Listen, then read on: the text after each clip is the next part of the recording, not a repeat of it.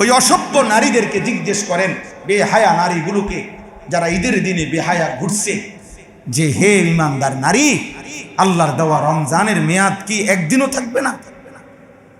দুর্ভাগ্য, বদনসিব ওই মানুষ। আহা, এরা যেন আল্লাহর কাছে প্রকাশ্যে ঈদ রমজান পরবর্তী পরপরই যারা আবার আগের মতো গুনাহ এবং অসভ্যতায় বেহায়াপনায় আবার লেগে গেল, এই নাফরমানরা যেন আল্লাহর কাছে প্রকাশ্যে বৃদ্ধাঙ্গুলি দেখাইয়া আল্লাহকে যেন বলল, তোমার রমজান তুমি নেও, আমি আগের মতো। তাহলে তোমার কাছে আযাব থাকলে, শাস্তি থাকলে কিছু দাও, আমি আমার মতো গুনাহ আমি ছাড়বো না, নাফরমানি চাই। কিসের রহমত, মাগফিরাত, নাজাত? আমি এগুলো বুঝি না।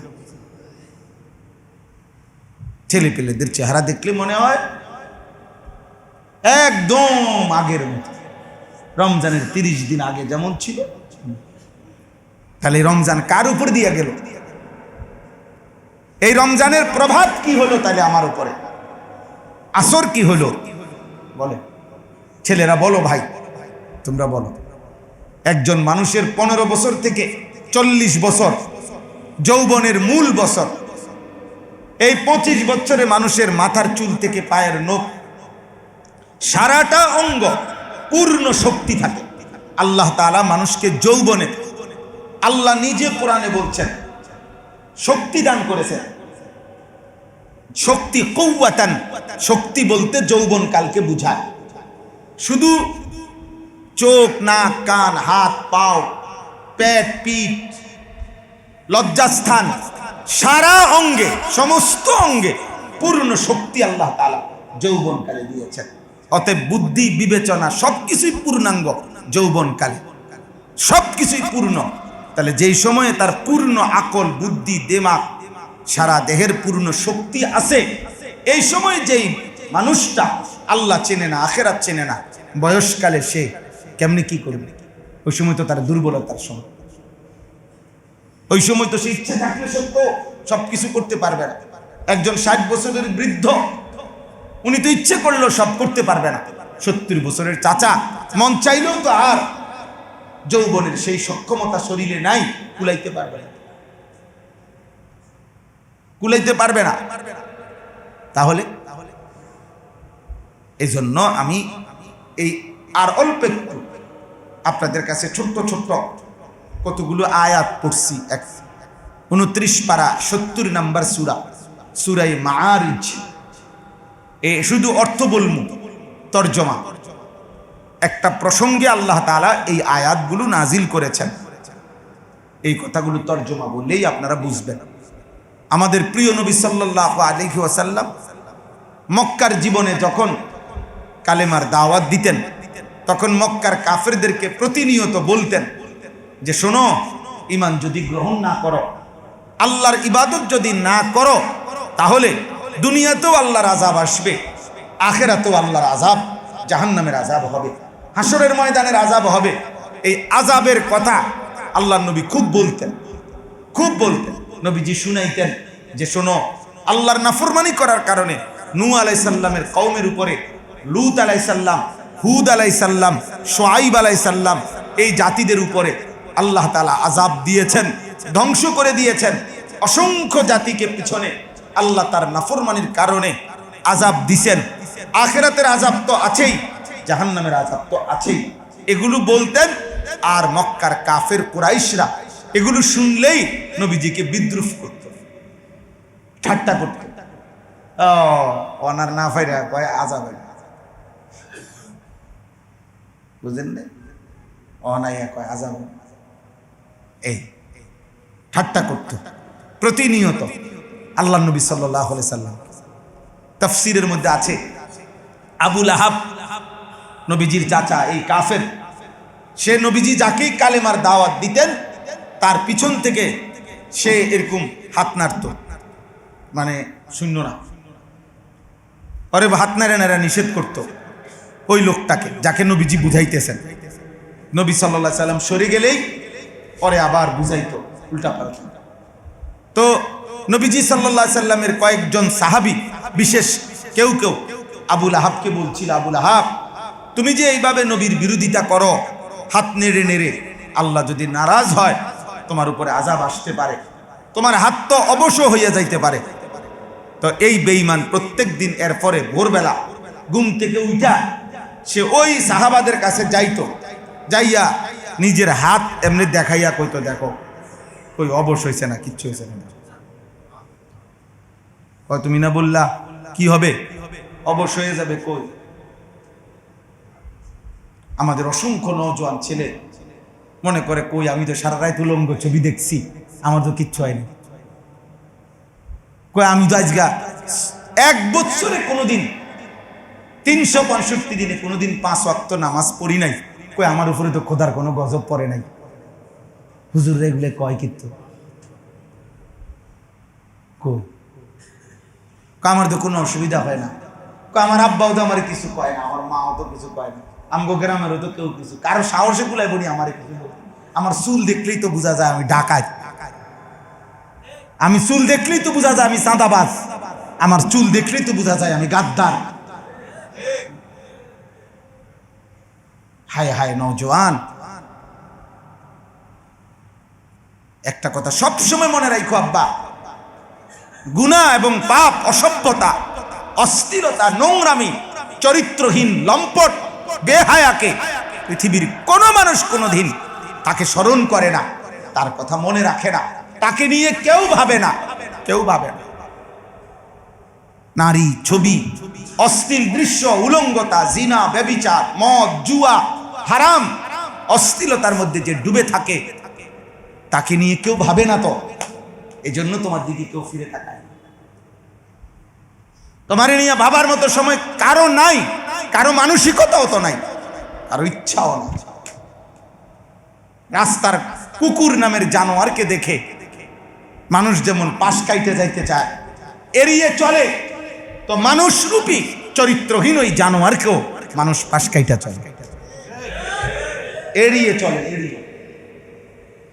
তোমার নিয়ে ভাববো কেন, কিচ্ছু দরকার কি, দরকার কি? তোমার চুল দেখলেই তো বোঝা যায় তুমি কোন লোকের মানুষ, তোমার চেহারা দেখলেই তো বোঝা যায় তোমার আখলাক কি। এই জন্য এই নবীজি সাল্লাল্লাহু আলাইহি সাল্লাম একদিন মক্কার কাফেরদের সামনে এরকম আযাবের কথা বলছেন, সবসময় বলতেন। একজন কাফের সর্দার নজর ইবনে হারেস, এই কাফের সর্দার, ঠিক ওই সময় নবীজি যখন আযাবের কথা বলছেন, এই বেঈমানে উপহাস করে, ঠাট্টা করে আল্লাহ নবী সাল্লাল্লাহু আলাইহি সাল্লামের সামনেই হাত তুলে আল্লাহর কাছে একটা দোয়া করছে, দোয়া করতেছে, তখন বিদ্রুপ করে দোয়াটা, আল্লাহুম্মা ইন কানা হাযা হুয়াল হাক্কা মিন ইনদিক ফাআমতির আলাইনা হিজারাতাম মিনাস সামা আবিতিনা বিআযাবিন আলীম।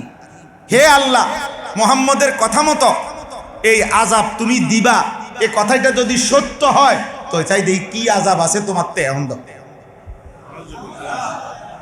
এখন ফাআমতির আলাইনা হিজারাতাম মিনাস সামা, এখন আমগুর উপরে পাথরের বৃষ্টি বর্ষণ করো, অথবা আরো বড় কোনো তোমার কাছে আযাব থাকলে দাও দেখি। চিন্তা করছেন? কোরআনুল কারীমের মধ্যে আছে, এক বাবা মা সন্তানকে প্রতিনিয়ত কাফের সন্তানকে ঈমানের কথা বলতো এবং জাহান্নামের আযাবের কথা বলতো, হাসরের ময়দানের কথা বলতো, বলতো এই মৃত্যুবরণ করছে মানুষ, একদিন সবাই ফিরে আসবে আল্লাহর কাছে। তখন সে বলতো, উফফিল লাকুমা আতাইদানিনি আন উখরাজা ওয়াকাদ খালাতিল কুরুন মিন ক্বাবলি। ওই নাফরমান সন্তান তখন মা বাপকে বলতো, হে বাবা মা, তোমাদের ধ্বংস হোক, তোমরা বুঝি আমাকে এই ভয় দেখাইতেছ যে আমারে আবার কবর থেকে ফেরত নেওয়া হবে। কই আমার আগে যুগে যুগে যারা মারা গেল, কই তা করে ফেরত দিছে, কই আমরা দেখলাম না, দেখাও। ওয়াকাদ খালাতিল কুরুন মিন ক্বাবলি, আমার আগেও তো বহু মানুষ মরছে, কই কই তারা আইলো, কই ফিরি তা করে ফেরত নিছে, কই কই কিয়ামত হয় না কাতাইলে, আখেরাত হয় না কা, হইব হইব কইয়া যে কত বছর ধরে ঘুরাইতে আছে, কি হয় না কা? ওহুমা ইস্তাগীসানিল্লাহ ওয়াইলাকা আমিন ইন্না ওয়াদাল্লাহি হক।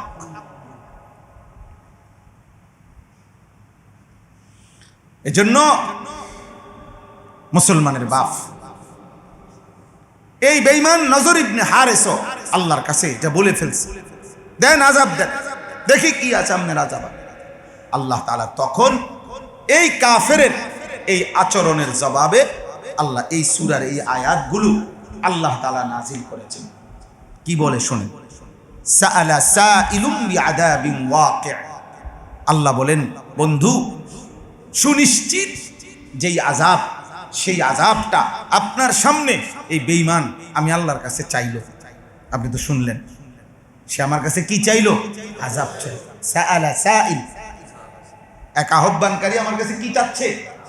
আমি আল্লাহর কাছে আযাব চাচ্ছি। ওয়াকি', নিশ্চিত আযাব। আপনি তাকে বলেন লিল কাফিরিনা, কাফের বেঈমান নাফরমানদের জন্য এই আযাব হবেই হবে। লাইসা লাহু দাফি', এই আযাবকে ঠেকাবে এই কায়নাতের কারো শক্তি এমন নেই,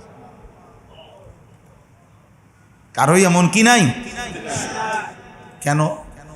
মিনাল্লাহি যিল মাআরিজ, সুউচ্চ মর্তবা অথবা সাত আসমানের ঊর্ধ্ব পর্যন্ত আরশ আজিম, এই সুউচ্চ সাত আসমান এবং তদূর্ধ্বের পূর্ণ মালিকানা যার, কোটি কোটি কোটি ফেরেশতা, সাথে যে পরের শব্দ তারুজুল মালাইকাতু ওয়ার রূহু ইলাইহি, আল্লাহর আদেশে এক এক সেকেন্ডে কোটি কোটি ফেরেশতা সাত আসমানের উপর থেকে সাতবক জমিনের নিচে নেমে আসে আল্লাহর হুকুম নিয়ে, আবার জমিন থেকে আরশ আজিমের কাছে সাত আসমানের ঊর্ধ্বে পৌঁছে, যিনি এই এক এক সেকেন্ডের ভিতরে তার হুকুম কোটি কোটি ফেরেশতা দিয়ে মিনিটের মধ্যে, সেকেন্ডের মধ্যে জমিনে পৌঁছায়, জমিন থেকে উপরে আনায়, এইভাবে মিনিটে সেকেন্ডে চলতেছে, এমন ক্ষমতাধর আল্লাহ, তার পক্ষ থেকে আযাব আসবে।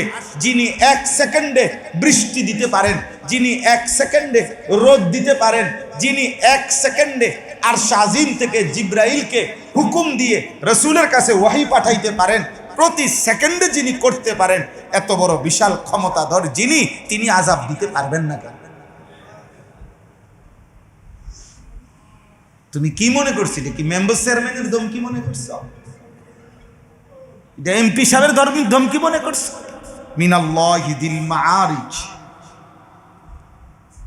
হ্যাঁ, এবার প্রশ্ন হইল, বন্ধু বলেন, বেঈমানকে বলেন এটা, যে এখন তাহলে দিচ্ছি না কেন? এখন দিচ্ছি না কেন? এই যে তোমরা যারা ছেলে পেলে এক ওয়াক্ত নামাজ ঠিক মতো পড়ো না, 365 দিনে কোনোদিন ফজরের নামাজ পড়ো নাই, 5 ওয়াক্ত নামাজ পড়ো না, নাফরমান, তুমি কি ভাবছো যে আল্লাহ তোমার সাথে পারতেছে না নাকি?